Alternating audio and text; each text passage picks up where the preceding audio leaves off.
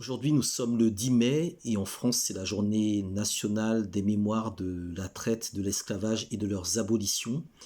C'est une date politique qui fait référence au dernier passage, à la dernière lecture de la loi Taubira devant le Sénat, le 10 mai 2001 avant son adoption le 21 mai 2001. Et c'est une date qui a été officiellement décrétée en 2006 par Jacques Chirac, qui n'est pas véritablement lié à un moment historique. C'est la raison qui explique pourquoi les différents territoires concernés par l'esclavage colonial ont chacun leur date. Donc la Guyane, par exemple, ce sera le 10 juin.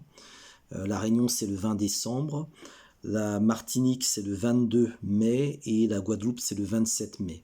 Avec aussi la date du 23 mai qui est régulièrement importante. Et puis la date du 27 avril, qui fait référence au décret d'abolition de l'esclavage. J'avais écrit un article il y a déjà pas mal d'années qui interrogeait un peu cette diversité de dates dans le calendrier relatif à l'histoire de la traite et de l'esclavage et qui brouille un certain nombre de pistes et qui en même temps montre l'étendue de l'histoire coloniale et esclavagiste française, son étendue et son actualité. Alors aujourd'hui, je vais juste vous présenter quelques ouvrages qui me semblent importants pour aborder cette question. Ce ne sont pas forcément les ouvrages les plus connus, mais ce sont quelques-uns des ouvrages que j'ai rapidement réunis là ce soir pour vous les présenter. Le premier qui me semble très important, parce qu'on ne peut pas parler de l'abolition de l'esclavage sans parler évidemment de Haïti et notamment de Toussaint Louverture. Donc ici vous avez le premier livre d'histoire du panafricanisme, Ciel James des Jacobins Noirs, qui raconte donc la manière dont Toussaint Louverture a mené la révolution de Saint-Domingue avant d'être déporté par Napoléon et que Dessalines et les autres généraux remportent la bataille finale qui a conduit à l'indépendance de Haïti. C'est quelque chose qui est très important puisque Emmanuel Macron ne participera pas aux cérémonies du 10 mai. Il va laisser Elisabeth Borne et le président du Sénat s'en occuper. Mais en revanche, il est parti au Fort de Joux à l'occasion du 27 avril pour parler de Toussaint Louverture. Et il est évident qu'on ne peut pas parler des mémoires de la traite, de l'esclavage et de leurs abolitions pour ensuite aller parler de Toussaint Louverture et de Haïti sans à aucun moment parler de la question des réparations. Cette question des réparations, elle nécessite déjà de comprendre l'ampleur de la destruction qui a été celle vécue par les peuples des Amériques, de ceux qui précédaient l'invasion coloniale. Et de ce point de vue-là, vous avez un second ouvrage très important de Rosa Amelia Plumel Uribe, que certains d'entre vous connaissent, La férocité blanche, des blancs, des non-blancs ou non-ariens, génocide occulté de 1492 à nos jours. Donc la date de 1492, elle est très importante parce que le développement de l'esclavage, de la traite transatlantique est évidemment lié à la destruction des civilisations antécolombiennes et à la manière dont on va produire au moment de la controverse de Valladolid une jurisprudence qui va accélérer la déportation et la mise en esclavage des populations noires sur la base de leur sortie de l'humanité. La controverse de Valladolid établissait qu'il fallait préserver les Indiens de la mise en esclavage et qu'il fallait plutôt se tourner vers les populations africaines. Alors de ce point de vue-là, vous avez quelques ouvrages qui traitent des réparations. Donc vous avez l'ouvrage collectif international coordonné par le MIR, le mouvement international pour les réparations MIR Martinique, dans lequel vous trouvez des contributions de personnalités comme Philippe Bessières de La Réunion, Nita Brochant, Gladys Démocrite, Patricia Donatien. Vous trouvez également un texte de Garça Malsa, Mamulo du Sénégal, Louis Salah Molins, qui est notamment connu pour avoir travaillé sur le Code noir, de Joby Valente et de bien d'autres personnalités intellectuelles militantes qui travaillent sur cette question des réparations. Vous avez également Le cahier d'études africaines, réparation, restitution, réconciliation entre Afrique, Europe et Amérique, numéro 173-174, donc un numéro double, qui là aussi est très riche, avec des contributions particulièrement passionnantes, notamment de Adé Ajayi, sur la politique de réparation dans le contexte de la mondialisation, de Howard Assman sur justement l'évaluation des réparations à différents niveaux, ou encore de Omasombo Tchonda, qui revient notamment sur Lumumba et qui fait le lien justement entre cette question des réparations par rapport à la traite et l'esclavage et les violences ou les drames ou les assassinats de l'époque coloniale. Donc voilà un peu pour les éléments liés aux réparations et aux destructions. Vous avez également un autre ouvrage très important qui fait un peu la synthèse de toute cette évolution liée à l'impact de la traite. Il faut bien comprendre que ce qui est souligné dans les travaux, ce n'est pas tant la durée que l'impact de la traite, ce qui fait que la traite vers les mondes orientaux, comme on dit, a été beaucoup plus longue que la traite transatlantique, mais c'est la traite transatlantique qui a spécifiquement déstructuré les sociétés africaines, celle qui a eu un impact beaucoup plus important en termes de conséquences, parce que c'est elle notamment qui a été structurante dans la création du racisme, dans le développement du capitalisme et dans la mise en place d'un certain nombre d'inégalités structurelles qui dessinent le monde contemporain. C'est pour ça que la question de la traite transatlantique, celle produite spécifiquement par l'Occident vis-à-vis des personnes spécifiquement noires, a un enjeu beaucoup plus important du point de vue notamment politique et structurel que les autres circuits. Vous avez un ouvrage très important de Louise Marie Diop Maes, qui pour moi est vraiment l'ouvrage incontournable à lire, Afrique noire, démographie, sol et histoire, qui est vraiment une analyse globale de la manière dont l'Afrique a été dépeuplée durant plusieurs siècles.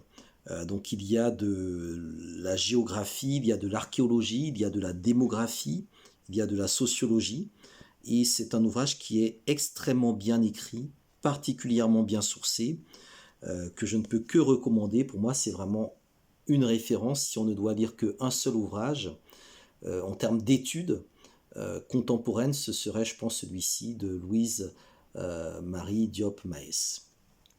Ensuite, vous avez, pour aller encore une fois sur les révoltes, la révolte des oreilles coupées ou l'insurrection des esclaves de Saint-Leu en 1811 à Bourbon, île de la Réunion.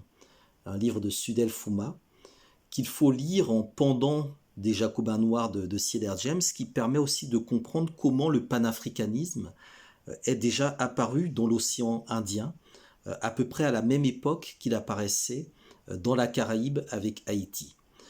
L'ouvrage de Sudel Fouma est extrêmement important parce que il traite évidemment d'une révolte qui a été réprimée, celle de Élie, et en même temps il s'intéresse à la manière dont l'insurrection s'inscrit également dans le cadre des pratiques notamment de marronnage et la manière dont les insurgés vont être ensuite punis et jugés.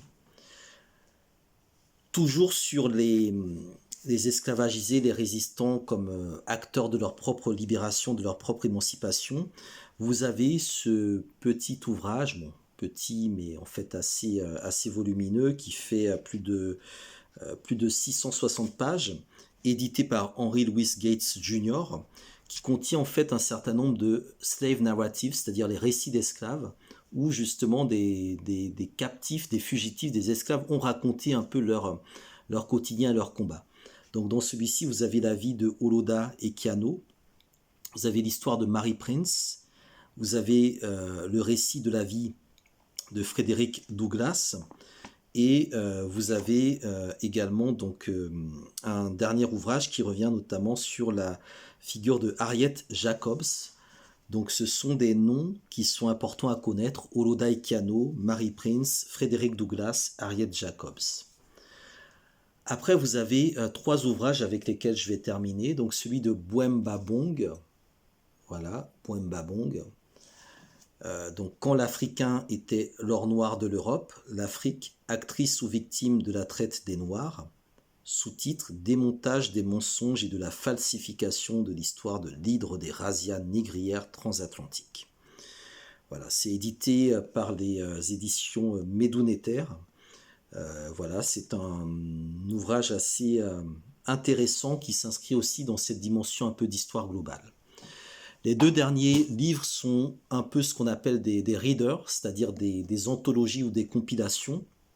La chaîne et le lien, une vision de la traite négrière, édité par l'UNESCO. Donc là, on est sur un ouvrage qui contient donc un certain nombre de contributions, produites notamment par Joseph Adandé, qui est enseignant à l'Université nationale du Bénin.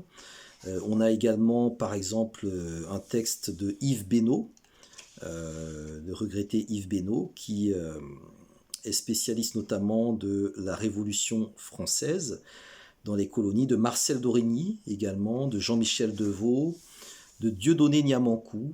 Là aussi, c'est très intéressant de lire un peu ce que Dieudonné Niamankou a pu produire sur cette question, et en lien notamment avec la figure de Pouchkine en Russie. De Joseph Inikori, qui est un historien nigérian, qui est très intéressant parce qu'il a aussi prolongé un peu l'œuvre de Walter Rodney, dont j'aurais pu citer des ouvrages dans le cadre de cette intervention. Vous avez également des textes de Ibrahima Babakake, de Paul Lovejoy, qui au niveau du Canada est l'un des spécialistes, avec Patrick Manning et Robin Lowe, Joseph Miller, qui sont des historiens pour la plupart américains ou en tout cas anglo-saxons, qui font partie effectivement des spécialistes de cette histoire-là.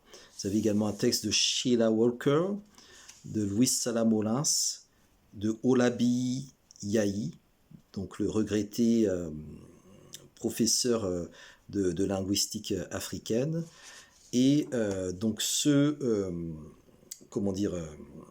cet ouvrage collectif est très intéressant parce qu'il permet vraiment, encore une fois, d'inscrire aussi la question de la traite et de l'esclavage dans le projet, le fameux projet un peu particulier de l'UNESCO sur la route des esclaves.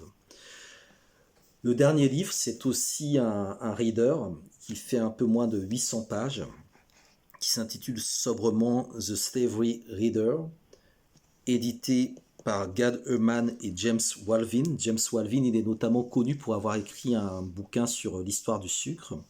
Alors tout ça, c'est en anglais. Il faut savoir que l'historiographie anglaise, anglophone, est très développée sur les questions liées à la traite et l'esclavage. Il y a aussi pas mal de choses en français.